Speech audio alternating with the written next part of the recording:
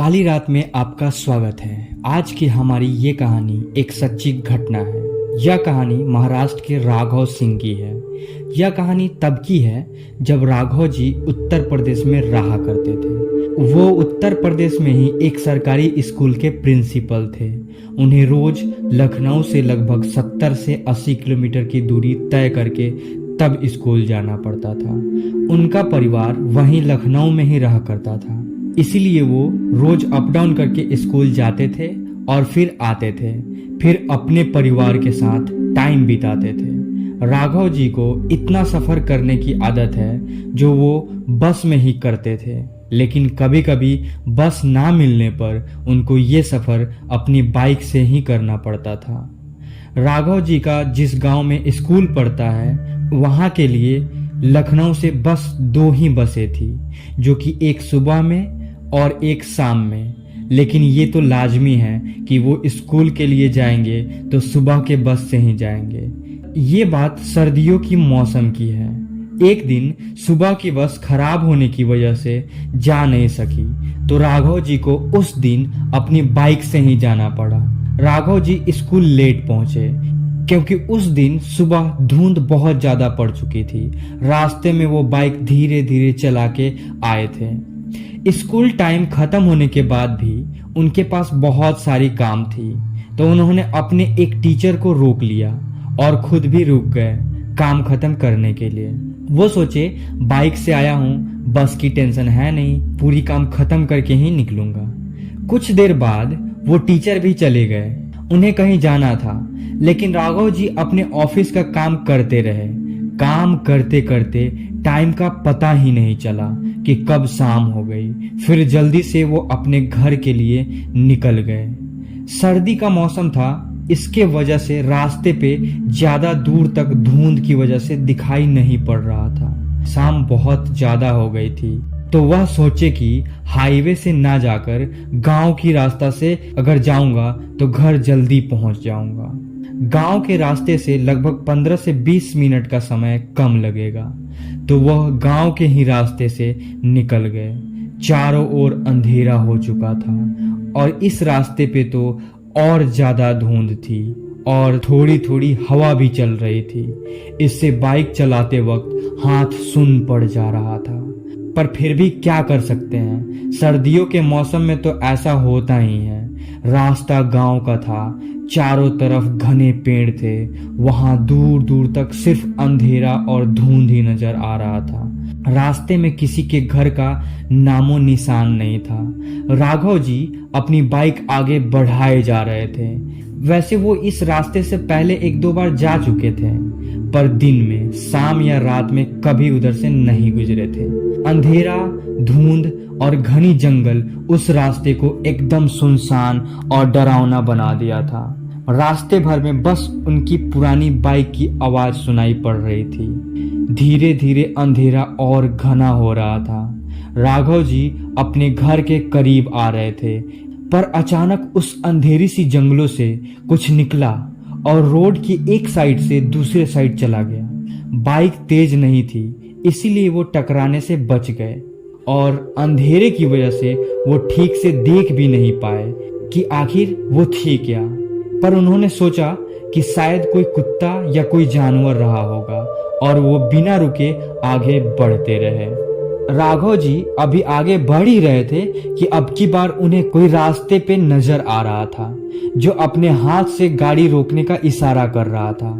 थोड़ा और करीब आने पर उन्हें दिखता है कि वो कोई 20 से 25 साल का आदमी था, जो कि पूरी उजली ड्रेस में था और बाइक रोकने का इशारा कर रहा था। लेकिन रात ज्यादा होने की वजह से राघव जी सोचे कि हो सकता है कि यह कोई बदमाश हो। अगर वह अपनी बाइक रोकते हैं तो कुछ भी हो सकता था, तो वह अपनी बाइक ना रोकते हुए बाइक को थोड़ा और तेज करके वहां से आगे बढ़ जाते हैं। अभी भी उस रास्ते में कोई घर नहीं आया था। ऐसा लग रहा था कि उस रास्ते में बस जंगल ही जंगल है। कुछ दूर आगे बढ़ने पर राघव जी को रास्ते के पास फिर से कोई नजर आने लगा। अब उनको पक्का यकीन हो गया था कि यहाँ जरूर कोई बदमाश है। वो इस बार भी बाइक तेज कर लेते हैं, पर इस बार वो जब उस आदमी को देखते हैं तो उनको अजीब लगता है, क्योंकि वह आदमी वही था जो उनको पहले मिला था और रुकने का इशारा कर रहा था। यह देखकर वो थोड़े से घबरा गए। तभी वो आदमी इस बार चिल्लाते हुए बोला, साहब मुझे भी लेते चलिए, बस आगे ही जाना है। पर राघव जी उसके बातों को अनसुना करते हुए बाइक को तेजी से आगे बढ़ा लेते हैं। जितनी रात गहरी होते जा रही थी, धुंध पूरी तरह से पसरता जा रहा था और राघव जी का हाथ भी पूरी तरह से ठंड के मारे सून पड़ चुका था। फिर भी अब उन्हें इतनी घबराहट हो गई थी कि वो जल्दी से अपने घर जाना चाहते थे।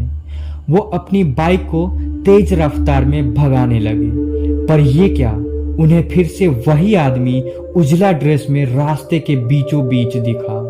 वह उसी तरह अपने हाथों को हिलाते हुए बाइक रोकने का इशारा कर रहा था। इस बार यह देखकर राघव जी पूरी तरह से डर गए थे। उन्हें अब समझ नहीं आ रहा था कि अब करे तो क्या करें। उन्हें अब पता चल चुका था कि ये कोई बदमाश या आदमी नहीं है, यह एक भूत है, क्योंकि उसे यह तीसरी बार देख रहे थे। वो उस भूत के जितना करीब जा रहे थे, वो भूत उतना ही डरावना दिख रहा था। डर के मारे राघव जी का बहुत ही बुरा हाल हो गया था। उनका शरीर डर से कांपने लगा और थोड़ी ही देर में उस ठंड के मौसम में उनका शरीर पूरी तरह से गर्म हो गया। पर फिर भी उनको अपना जान तो बचाना ही था। वो अपनी बाइक और तेज कर लेते हैं और उस रास्ते के साइड से भगा लेते हैं।